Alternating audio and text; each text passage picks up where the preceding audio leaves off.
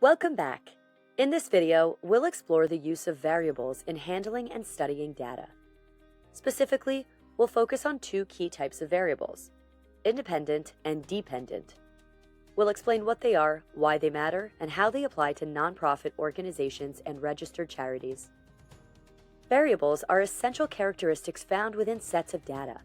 They encompass different aspects of the information we gather, like age, gender, donation amounts, and volunteer hours.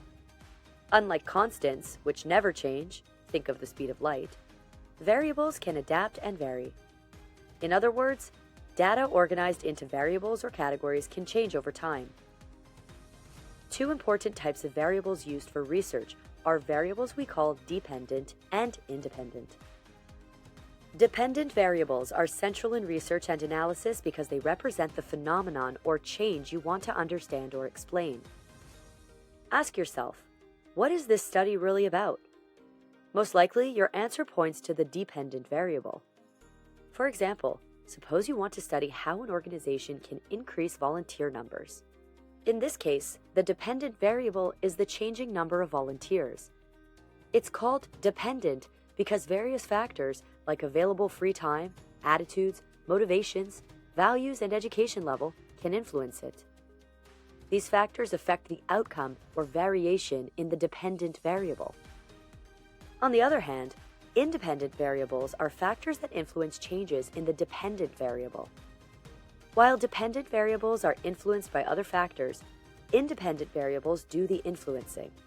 They are the drivers behind the phenomenon or change we're trying to understand. Let's say you're examining donation trends over the past year.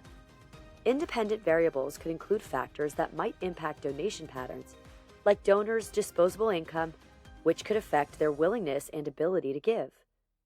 Similarly, the state of the economy could also be an independent variable, influencing overall financial conditions and people's willingness to donate. In research and evaluation work, a clear grasp of variables is critical for selecting appropriate methodologies. Different types of variables call for specific statistical methods to analyze and interpret data.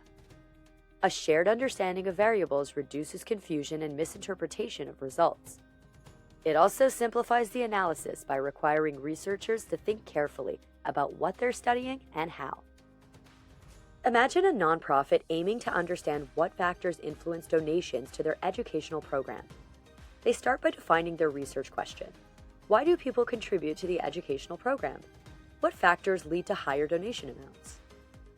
Researchers identify the dependent variable, donation level, and independent variables, factors that could affect donations, such as donor age, income, and solicitation methods.